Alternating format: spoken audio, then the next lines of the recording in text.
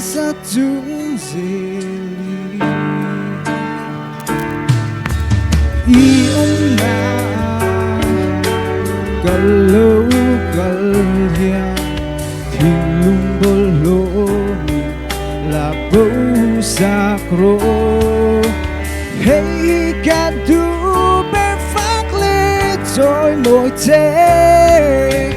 ban rèn kadu lô về trôi môi nó sống cánh lan thế râu bụi na lê lal na nê chỉ bay can bút thế im mà lâu cùng lê ba cầm mang thế lom na min pe ya leia với đi cần vui đồn lâu cần đâm lại ni rồi mang nghe ya hey cả du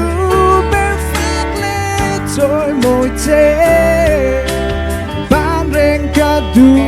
lô về trôi môi nó sống cánh lan thế râu bụi na lê lal na nê chỉ bay can bút thế im mà lâu cùng lệ ba căn mang ngày thế lom na min pe ya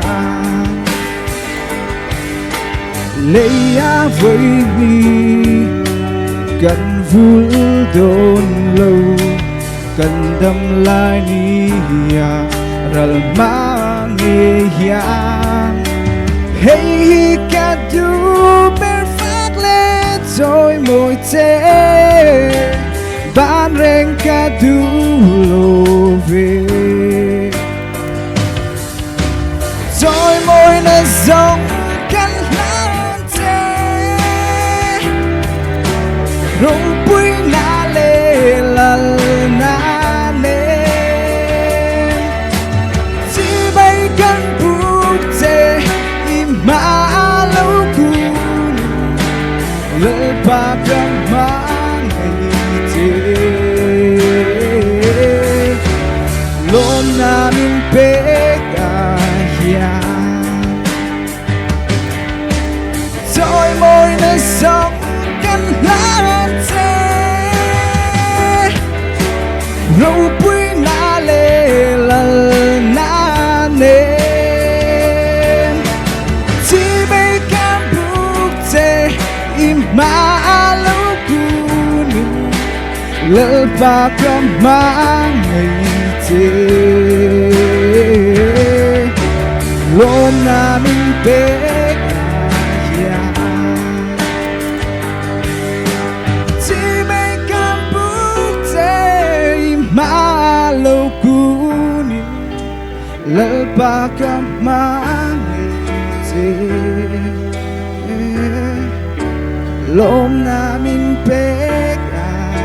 ya Depan fakta masuk.